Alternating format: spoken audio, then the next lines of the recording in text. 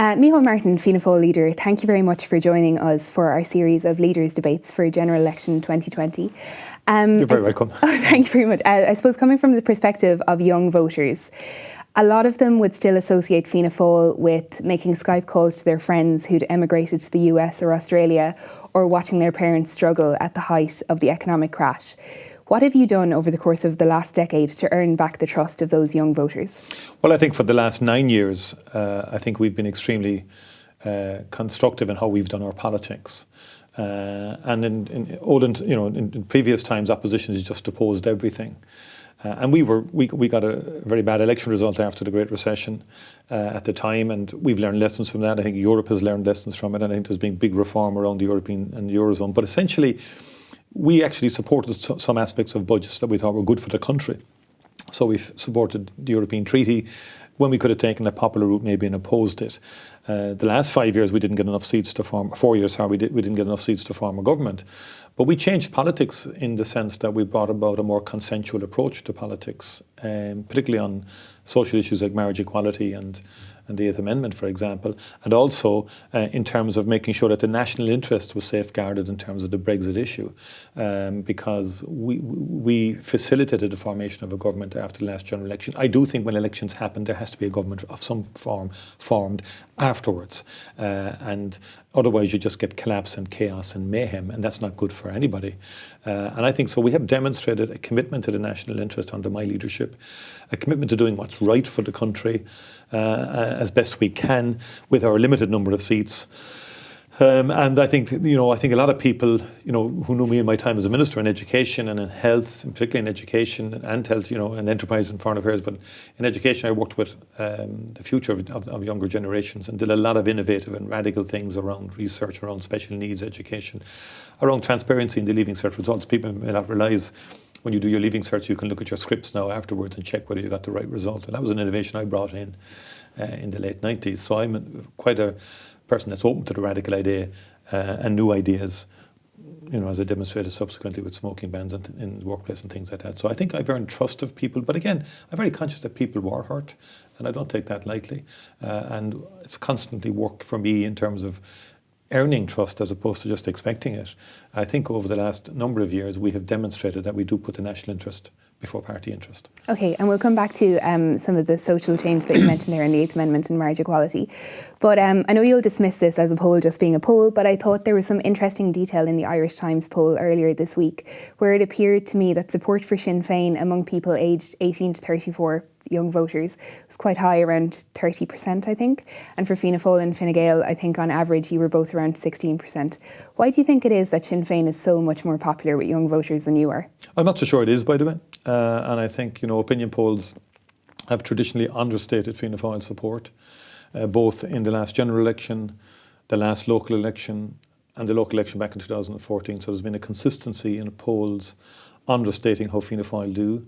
And I think the big problem with a national poll is that it doesn't capture what's happening in the individual constituency. So we will have candidates in individual constituencies that will appeal to young people in that constituency because of the nature of the candidate, the track record of the candidate, the policy platform of the candidate, and the type of campaigns that candidate has been involved in.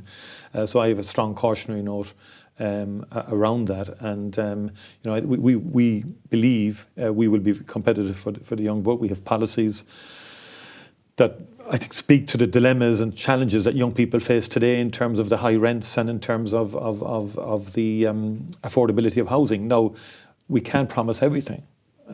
We have to work within, because we are the only party that can actually lead an alternative government to Fine Gael that can create change and a new dynamic. And therefore, anything we do has to be credible in terms of its potential to be implemented. And I don't want to mislead people in advance of a general election.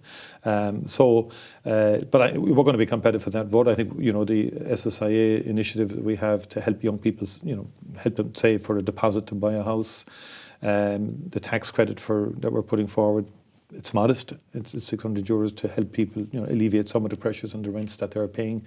Because for us, it seems that the biggest hit on a young person's wage packet today is the rent, insurance costs, and for people who have children, childcare.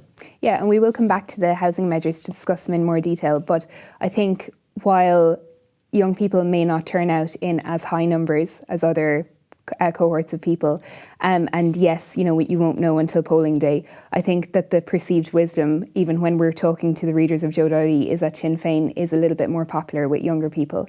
I'm wondering, is it not totally unfair then for yourself and Leo Varadkar to rule out at the start of an election going into government with them if that's what younger voters want? Well, I think we're all entitled to have our position, and I don't accept, but I take you made that point. I don't necessarily agree with it in terms of the perceived wisdom. I can go back to the Kilkenny by-election at the same time as the marriage equality referendum. We won that by-election, and there was thousands more people registered in that constituency to vote for the marriage referendum that day, the marriage equality referendum. So I'm not going to argue over the point, but on Sinn Féin, I have a real issue in terms of how external forces control the Sinn Féin agenda. I mean, there are fine people within Sinn Féin, but they're not in charge of their party, and the elected representatives have never traditionally been the key decision makers within Sinn Féin, which in our parliamentary democracy is a problem because it's the PSNI and the MI5 who said that the Army Council of the IRA still exists. I didn't say that, and they said it exerts a control over Sinn Féin. Sinn Féin dispute that, but that wasn't said by us. But it's unquestionable that the Belfast organisation, in terms of the people behind the scenes, the Ard Comhairle, as it's called, has the final say and dictates things. It's amazing in Sinn Féin how a candidate could be an assembly member or a minister in the assembly in the past, becomes an MEP the following year. They're totally electorally focused, not so much focused on governance and delivering government and so on like that. I mean, for example, Sinn Féin collapsed the executive in the assembly for the last 3 years. They had collapsed it 3 years ago. But the core point is this issue that figures who are not elected dictate Sinn Féin policy. And in a government, you cannot have that. We saw that with the Burned book, yes, where we the actually emails put that to Mary Lou when we did an interview but those with her emails this are there. week. They came up in the inquiry. Imagine a Minister for Finance could not cease a government scheme until he actually got approval from people on Sinn Féin's Ard Comhairle. I think Yeah, and we Wilson put that specific point to Mary Lou, and she claimed that it's totally normal for ministers to take advice. And she claimed that the criticism that you're making, I've heard Leo Varadkar and other people make it as well, goes both ways, because she claimed that while Sinn Féin might be running things by the people you've described in Sam McBride's book, Fianna Fáil and Fine Gael were doing the same thing when they ran things by property developers or had close relationships with big bankers, as she described. No, we were not. I've been in government. When a government memo comes before cabinet, the idea that you'd go out to external people and say, can we pass this memo now? Can the government make this decision now? Unthinkable.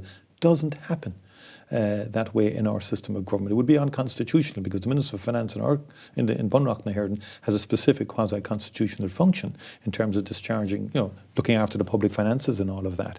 People consult, of course, in democracies, but this isn't what was revealed in the heating scandal inquiry, was that he couldn't proceed with a government decision that was recommended by the department until he literally got permission from unelected Sinn Féin officials.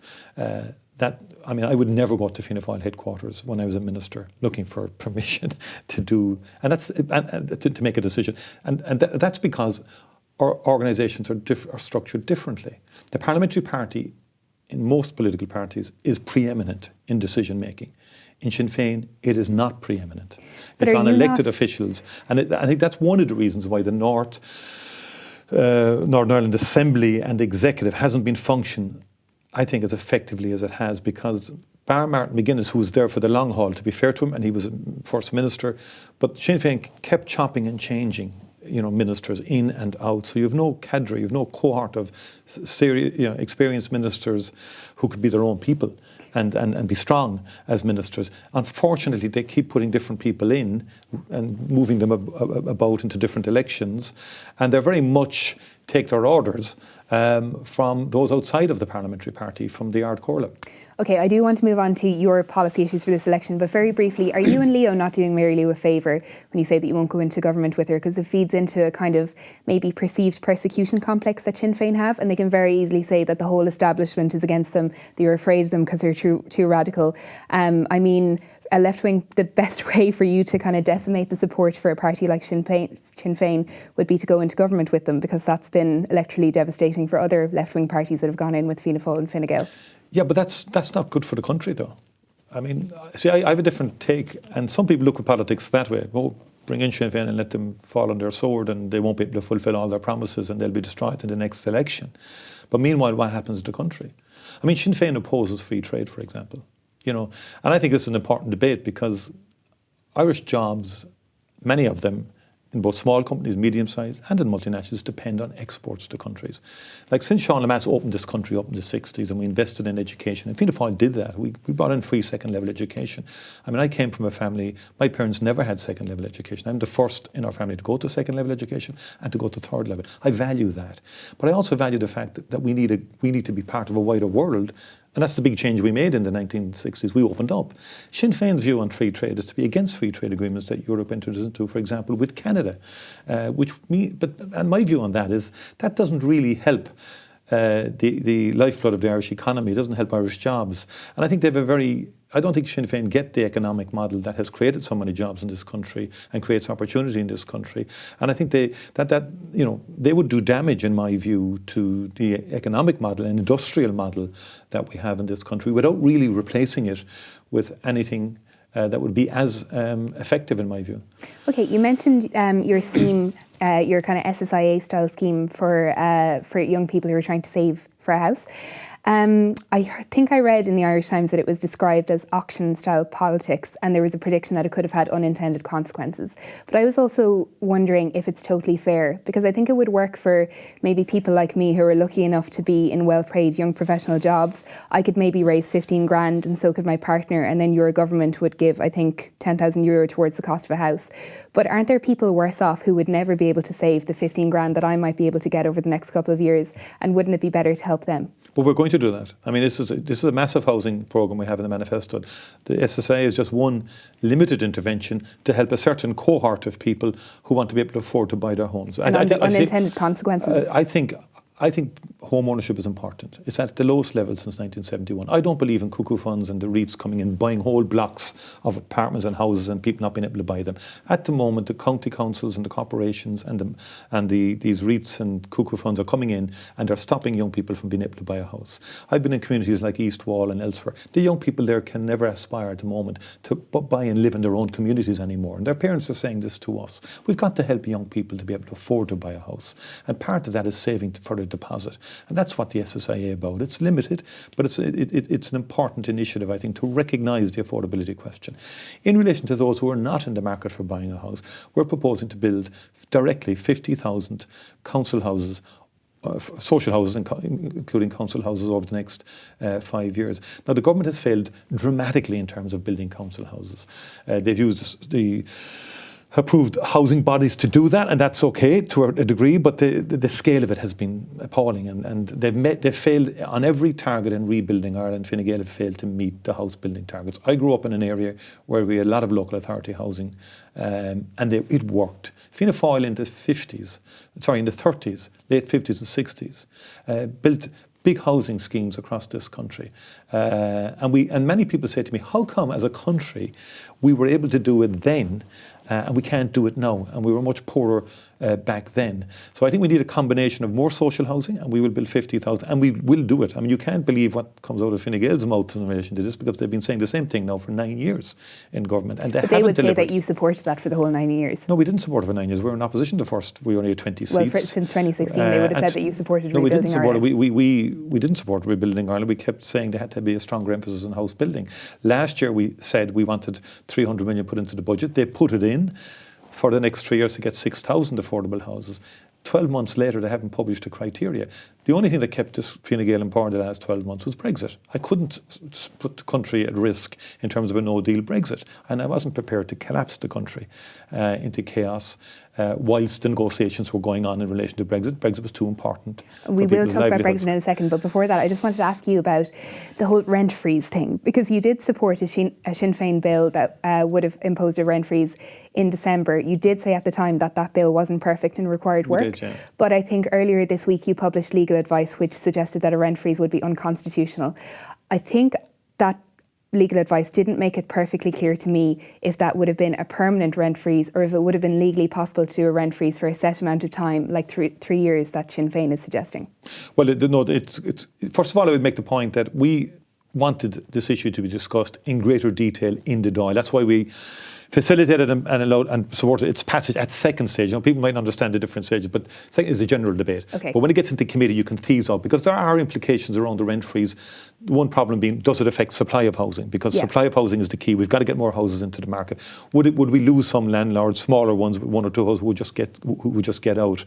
And so that was we also wanted to work out how we could get more supply into the market in terms of, can we get more people to rent out their houses? Some are going to Airbnb now, for example, and taking their properties out of the rental market. So there were a lot of issues there, and Sinn Féin will pretend they are not, that it's simple. It's not simple, and it does need care. No, the government called the election, so we couldn't do that careful examination. We had asked the government, by the way, for its legal advice. It didn't give it to us, so we did the right thing by actually getting our own legal advice, because we don't want to tell people.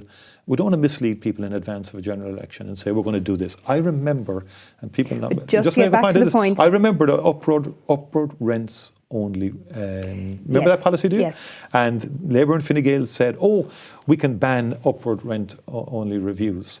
And as soon as they got in, they said they had legal opinion. As soon as they got in, they couldn't do it. But I'm not going to do that. Was your legal advice specifically for a rent freeze for a set period of time, like 3 years, or yes, was it permanent? Yes, it was for a rent freeze. So a 3-year rent freeze would be unconstitutional. It's irrespective of whether it's just 3 years or long term. I think if you read the advice, they're basically saying, given that you already have rent restriction zones in place, that it would represent a disproportionate hit,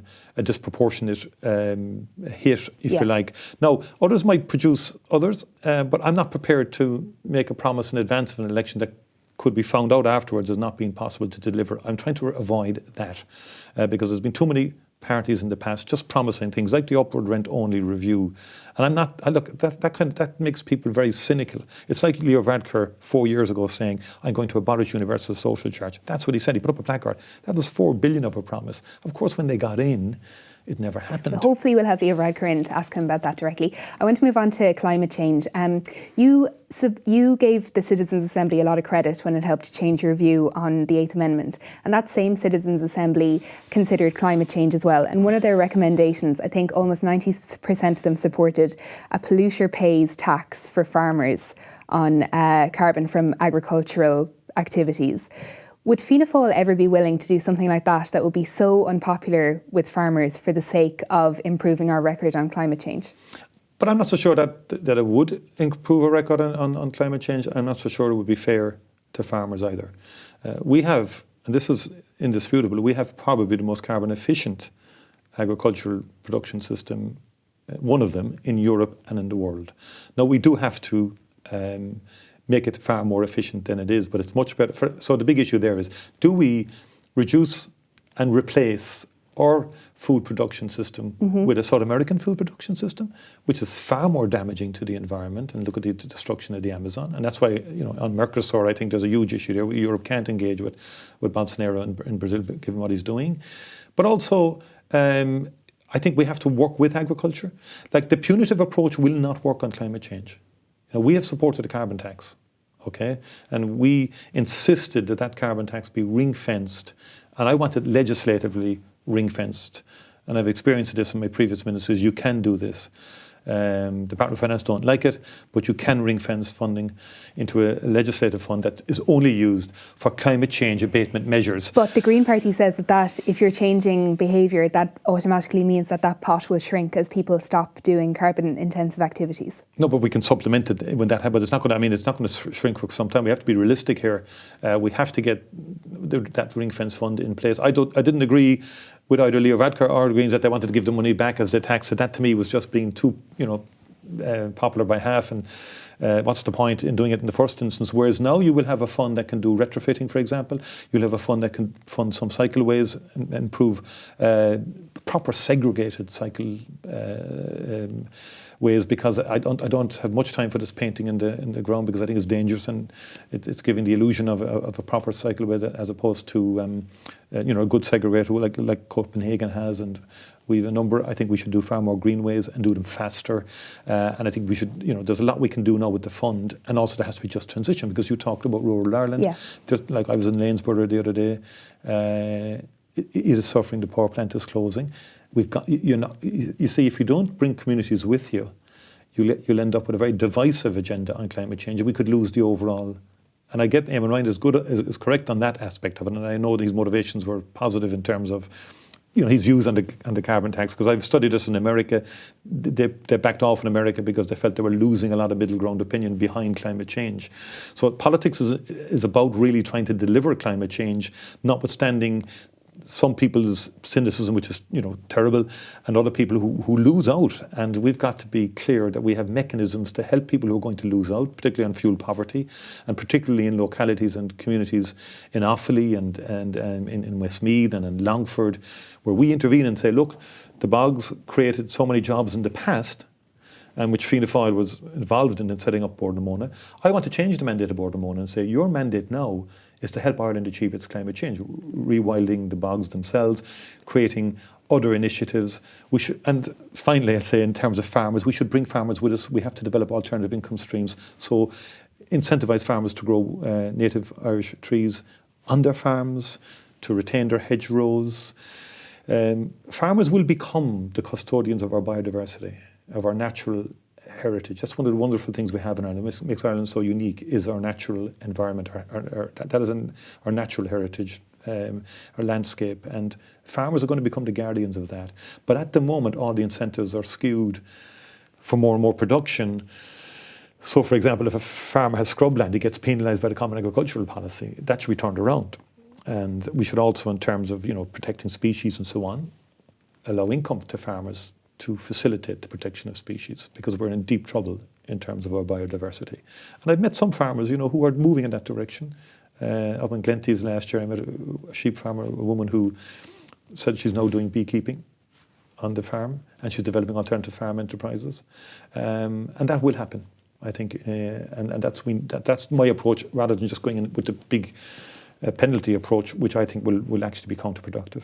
But I mean, if you can do it in that way, where it becomes less about climate change versus farmers, thinking back to the measures that your government would have brought it in on smoking, say, can you imagine a point in the future, maybe in your lifetime rather than your political lifetime, where the government might be running public health campaigns telling the public to cut down on its meat consumption for climate change reasons, as Mary Robinson would have advocated? I mean, look, first of all, the smoking ban was a long journey, a good journey, and it was very worthwhile, and it saved lives. I believe in food diversity and food security. I don't want to depend on other countries producing food for Ireland, I think, or for Europe for that matter, because the geopolitical situation in the world is too dangerous. So we do need our own food security within certain limits. Now, I know we're exporting an awful lot of food. Mm-hmm. And in terms of the science around what's healthy and what's unhealthy, I'm reluctant to be dictatorial in that sense, or to be overly directing people on the meat issue, because the research isn't as yet convincing. I think processed meats, yes, in terms of carcinogenic, yeah. I think there's an issue there, without question. But good quality organic beef, or good quality beef in Ireland generally, has attributes for children and so on. So I think we need a far greater public health debate on that, and research, without vested interests, and without people who have a premeditated position on it. I think it does need more examination, because when we did the smoking ban, the first thing we did was we did an international peer review on the evidence about smoking in the workplace, and it was conclusive. And that's why we had an evidence-based platform to work. Now, I know there's different sciences and so on like that. Sure. I believe in a very strong plant-based diet. That's what I consume myself, largely speaking. No, I'm not, no, but I would say very strong. No, I'm not a vegan, I'm not a vegetarian. But you say that like it's something that would be politically toxic to be.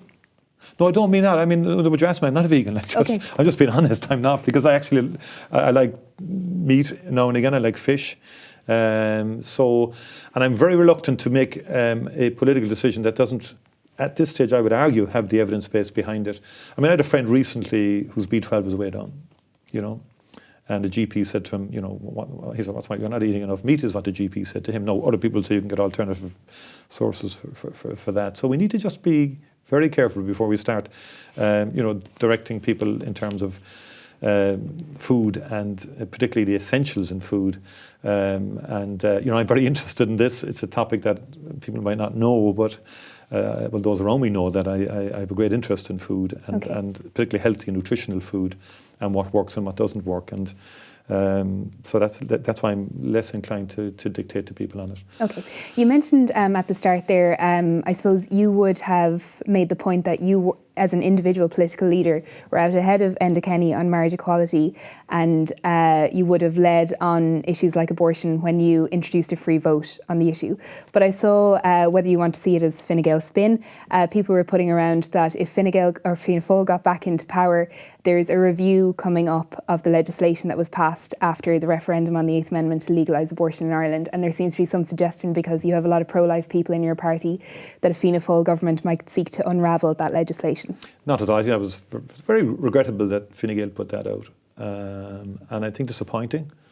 Because I think if we're honest, what has created the change in Ireland over the last number of years, both on marriage equality and in relation to the 8th Amendment, was a growing cross-party approach to this. I mean, the Oireachtas All-Party Committee was key with the Citizens' Assembly. The Citizens' Assembly did its work, fed into the All-Party Committee in the Dáil. It did its work. We had 5 members on that, but I think, you know, with differing views. Because I brought in freedom of conscience within the party, that opened it up not just for me, but other parties, because Fine Gael followed suit in relation to the 8th Amendment as well. And so that freed up people. Yeah. They were free from the party whip. I mean, it was interesting in the Oireachtas Committee, the wording that came out became essentially the wording that was into the thing. It was Billy Kelleher, and Lisa Chambers and Ned Sullivan, Senator, who were instrumental in getting that through the committee. What people don't know is that Sinn Féin did not support that.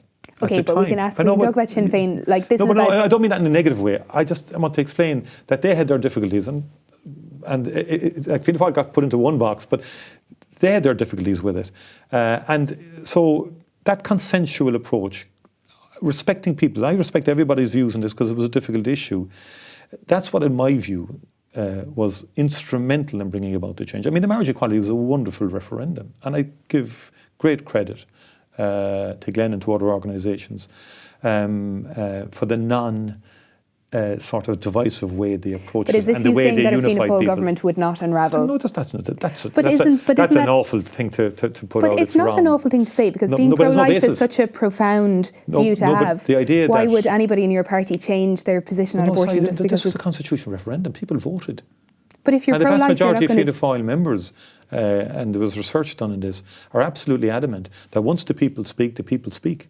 So I don't know how that there's no basis to that. And my point is, this is a spurious election sort of thing put out there, and I think it has no basis. Of course, it hasn't, because the Constitution is amended, the people have voted. There is no question of anybody going back on that. But what annoys me more is the sentiment behind that sort of dark politics, dirty politics, in a way that really is designed. I think that potentially undermines the more mature approach we've taken to these issues in the last 2 big referendums, because, and I would have been, you know, I, as a leader of the party, I took my stances in relation to both. I think the Labour Party, in terms of marriage equality, were first out. I'll be honest, I mean, Gilmore was at the time. I was the second leader at the time who supported that at the time. But eventually, it wasn't really about trying to beat people up, and I was trying to bring people along with the argument. It was a great campaign, and I think we should keep that spirit. And I think in the future, if other change, you know, we have to work, because that approach to me really reaped dividends. And the debate was better this time than previous debates were on the issue. I think there was more respect all round, and that's where we should keep it now. Okay. Another issue that hasn't really come up during the election, but it was around a lot over the last year, was direct provision. First of all, I suppose because of everyone seemed to pay more attention to the poor standards in the direct provision system. And also there was a lot of demonstrations, as you know, around the country when the government tried to move emergency accommodation centres into certain towns and villages. Going into this election, if you were returned to government, would Fianna Fáil have a position on whether or not the existing direct provision system essentially needs to be scrapped and replaced with a new one, considering how much reform is required and how many problems there appear to be with it? But I mean, you say like a new one as if it's something you could do overnight. I don't think you can do an overnight replacement of the direct provision centre, if I'm honest. Oh, sure, but like it would have to be. I think what we need really is to accelerate the application process. People are too long in direct provision, have been too long in direct provision. There have been improvements, and I think David Staunton has worked honestly on the issue. I think the court's decision to allow people to work who are in direct provision was a good one, and that should be embraced more maybe by the government in terms of the limited approach to it. But I think that's been important. For me, I would be passionate about education for children and young people in direct provision. There should be no ifs or buts in terms of their capacity to avail of our primary, second level and third level. I think every child, no matter what the circumstances, it should be a core principle of Ireland that we facilitate the development of children right through. And that's why recently I was behind a campaign, behind the scenes, working. For example, there was 3 students in Cork were facing deportation, for the want of a better word, to the UK, even though they were in second level in Cork, and one was in third level as a sanctuary scholar. And we managed to get a stay on that, and so that their asylum now will be assessed in Ireland as opposed to the United Kingdom. And those are the type of humane responses which I think is what we need in Ireland. We do need to accelerate the application process. I think there have been improvements made to it. The crisis we now have is, I think there's about up to 800 who could leave direct provision, but they've no housing. And so the housing crisis is now combined with this to create a deeper crisis. So as people who do get through the process now have difficulty in establishing themselves. But there's hopeful signs. I spoke about food earlier. There's a Palestinian person who came out of direct provision, has his own place now, but set up his own business and had a food stall in the Douglas Market in Cork, and now has set up his own shop. So good stories can happen from this. But unfortunately, it hasn't been happening quickly enough, and it's been far too long. And with those demonstrations that have happened, I guess there's been a debate where some people have painted local opposition to direct provision centres as being somehow rooted in racism. But I know that some, like Pascal Donoghue, for example, had suggested that maybe some far-right groups were taking advantage of local people. I mean, do you think if you were in government, would you change how that worked and communicate better with local communities? Or would you agree that there is actually an element of racism in some of those demonstrations? I think there's an element of the fear of the unknown. And I think there was definitely groups exploiting in some areas that fear. And some of it was completely unfounded. We've had centres created in places like Mill Street, operational for 10 or odd years, rural locations, and there haven't been any issues with the local community. And in Wicklow recently, there was protests initially, and direct provision came in, or an emergency centre was set up, and now the locals are quite comfortable with it. So consultation, I think, the Department of Justice probably were traditional in their view. Let's get it in first and make it a fait accompli, and we'll get away with it kind of thing. That's over. You have to be upfront, and you have to consult with people and say, here's why we're doing this. It's interesting, when I was in the Department of Enterprise, Trade and Employment, I've remarked on this at the time, we were getting letters from Gort in County Galway, from the sergeant and the parish priest, not to go near the Brazilians and to leave them. There was quite a number had come over to the meat factories. And it was an opposite. We don't want them moved out of, and I think they were on tourist visas, I'd say at the time. I don't, and it's strange in Ireland, like when people get comfortable with people. There's a wonderful story in Leitrim which made the front page of the New York Times. I think there's Kosovan refugees. One ended up playing Leitrim hurling on a minor team. This is all possible, and we've been good at this in Ireland, and we have to stamp out racism, and we have to. And as a politician, I think we have to avoid, and so far in the election it's been avoided, and we've managed it in previous elections. All political leaders, I think, we have a genuine collective view that we must try and prevent any racist undertones or any of our colleagues trying to exploit this situation for their own electoral advantage. Because the housing crisis is the danger here. We do pick it up on some areas. People in housing, people who are on housing lists for a long time feel that someone who hasn't been in the country too long is getting. You get these comments now and again. Look after our own first. That's coming a bit, and that worries me. So that's why, for a whole range of reasons, is why we need to get to grips with the housing problem. Okay, I think we're running out of time, but I want to quickly ask you about a United Ireland, because I know a lot of people have been talking about it because of Brexit. Yeah. I think that Mark Daly, your own senator, kind of described the lack of preparation for a United Ireland as almost being like a repeat of the banking crash, that it's something that's going to happen imminently and there's no preparation being put in place. I know both you and Fine Gael agree that a border poll in the next 5 years is way too soon, but considering the fact that the phrase United Ireland has as much meaning now as Leave and Remain did in 2016, should we not be putting some system in place to at least examine what it would look like or how it would work? But first of all, I believe in a United Ireland. I believe passionately in it, in a unity of people on this island. That is what Wolfe Tone wanted. That's my republicanism. Unity of Protestant, Catholic and dissenter. In the modern world is now much more than that, obviously. And it has to be through self-determination, but not just through self-determination of those of us who want it, but also of those who may not want it now and who may see it as a threat to their very raison d'etre, and talking about the unions and the way they live. The Good Friday Agreement was meant to be a way of resolving a lot of the historic tensions across both communities within the North, the relationship between North and South, and the relationship between Britain and Ireland. I regret that some of the parties have not utilised the Good Friday Agreement to the degree that they should have. And I, saying to Sinn Féin and other parties, look, if we want to demonstrate to people that we're serious about working this, surely we could work the Good Friday Agreement more effectively, both on the North-South front. And I've come forward with extensive proposals. For example, there should be one Enterprise Ireland on the island of Ireland. There should be one Food Safety Authority on the island of Ireland. There's 3 at the moment, which makes no sense. And I think we have to work with people to bring about that unity of people. It's not just a unity of territory, it's a unity of people. And I just felt that Sinn Féin's border poll, they put that in at the very beginning of this discussion, and that has, in my view, poisoned the well a bit. And whether Sinn Féin have any self-acknowledgement, but they're not actually the best party to be dealing with other communities in the North in terms of advancing United Ireland because of their past and because of the IRA campaign, which they still endorse and which still causes problems for many people on the island, in all parts of the island, in terms of their continuing fudge around horrific murders of people.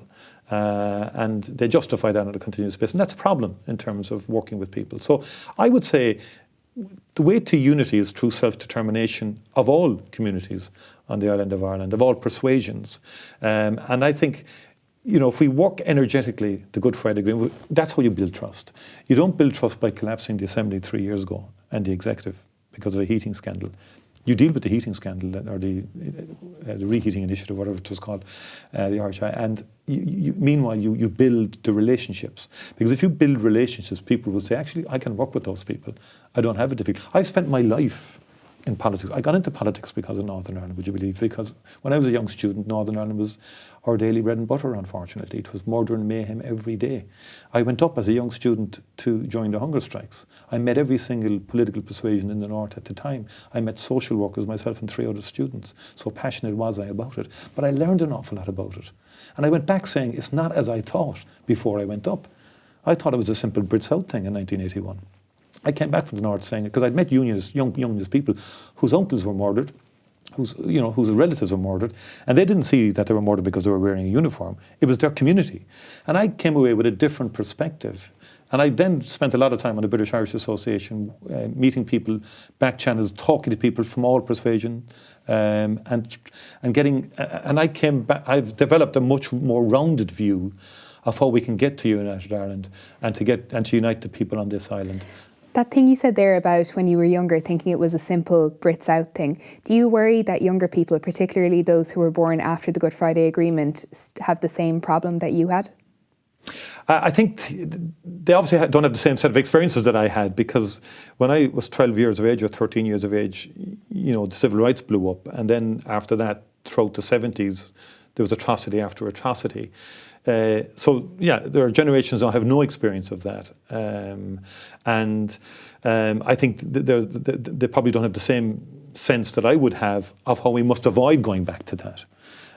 So maybe they have a view that it is relatively easy to push on and drive on, and I think the evolutionary approach is the best way. I mean, people talk about border poll. One would like to think that that's like the marriage equality. That's at the end of the journey in some respects, where it's almost an overwhelming sort of, I'm not saying, basically that there's no real issue around it, that it has come to a situation. It's almost uncontroversial to have it at that point. Yeah, and I think the Brexit will change things, and it remains to be seen how Boris Johnson moves ahead and the degree to which the UK government wants to diverge. I am worried about divergence because people talk about unity politically, and Sinn Féin love sort of doing it in a certain way, and all politicians like to beat their breast about it. But European Union actually did more for Irish unity than anything. And it did without any controversy, because we unified standards on the island. We unified environmental law, we single energy market, we had the single market. Europe helped us get rid of the border, if we're honest.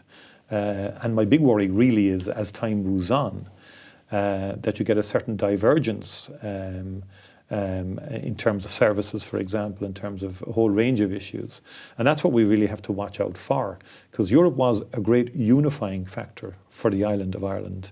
And the Good Friday Agreement in terms of Waterways Ireland, in terms of Intertrade Ireland, in terms of the various developments that we have on a cross-border basis. And I think that's very important in driving that. And that's part of the preparation then. We do need stronger education links with McGee, for example, and Letterkenny. We do need stronger health. I think if you're living in Donegal, it makes far greater sense to go to Atnagelvin than it does to go to Galway for cancer treatment or for heart disease. And that hasn't really, it's good what's happening there, but not to the scale that I would do it. And that to me is how you do it, actually, how you just, without forcing people or threatening them or just let this happen in a way that unites people. And I believe in uniting the people of Ireland. Okay, final question. During the head-to-head debate on Wednesday night, Leo Varadkar, I think, surprised some of the journalists watching by admitting very early on that he would be open to working with Fianna Fáil, whether that means supporting you in kind of a reverse confidence and supply. I think you got away with not answering it yourself. Would you be open to supporting a Fine Gael government again if that's what's required? No, I mean, first of all, Pat didn't come back to me on the question, which we was can come back interesting. to you But the point is, as far as we're concerned, we want to change the government. We have to have a change of government. Fine Gael have been in government too long and are not up to the challenge of dealing with the housing crisis or the health crisis and a range of issues. So what we want to do, we're the only party that can lead an alternative government, and we want to lead an alternative government with other centre parties. You've mentioned the Greens and the Labour Party in particular, and others. And if that doesn't work out for you? No, that's where we're going. There will be no grand coalition. We're not supporting a grand coalition. And I think it was an interesting tactic from Leo last night, and maybe he sees the way things are going, and he's pulling up. But in our view, it's very clear the message we're getting from people is they want a change of government. They don't want Fine Gael in power. They've had enough. What do you mean? What was a tactic, saying that he would support Fianna Fáil? Yeah, I think that was a move last night because of the difficulties that they're finding themselves in at the moment in terms of the election campaign. Okay, and the final thing then, I think some of us would have seen maybe a bit more tension between you and Leo than would have been there when Enda Kenny was in office over the last couple of years watching Leaders' Questions in Leinster House. When you heard Leo say last night that he would be open to working with Fianna Fáil, when you thought about spending the next 5 years essentially working with Leo Varadkar again, how did that make you feel? Well, I thought there's a bit of the Jekyll and Hyde here. For the last 3 or 4 months, Fine Gael have been demonising Fianna Fáil. The whole election campaign has been to demonise Fianna Fáil. Oh, they're reckless. Can't let them in. They're a terrible crowd. They'll do this, that, and the other. It's boom and bust. Then, within the twinkle of an eye, oh, by the way, I want to go to power with them. Do you not find that strange? Maybe the last throw of the dice, I don't know, from Leo, but I found it very strange. And I'm not Leo has that tendency, Fine Gael have that tendency, getting all sorts of ridiculous approaches, attacking Fianna Fáil for this, that, and the other, and then changing tack the next day. So it's not going to work with us. We're very clear, because I worked with other parties before. We need a new dynamic in Ireland, and we're not saying obviously we won't have enough support to be in government on our own, but I think we need a brand new government. I think Fine Gael needs to come out of government. It's been 9 years there. They haven't delivered. They're more about spin and substance. It's all about announcements. And if you notice the last 6 months, it was all about plans. I mean, there were 9 years they did nothing on climate change. Call a spade a spade. They pulled away from it. Enda Kenny and Phil Hogan said our ambitions, the Fianna Fáil Green Government's ambitions, were too big or too high for climate change, and they rode back on them. And then because the Greens did very well in the local elections, high presto, we have a climate change plan produced. I mean, people aren't going to be fooled by that. Fine Gael use plans as excuses, as cover. It's the same as flight care. Oh, we have a plan for health published 3 years ago, but precious little progress in terms of real prioritisation of it in the health services. So I think it's time for Fine Gael to take time out in terms of government. Micheál Martin, thank you so much for joining us. Thank you very much indeed. Thanks. Yeah.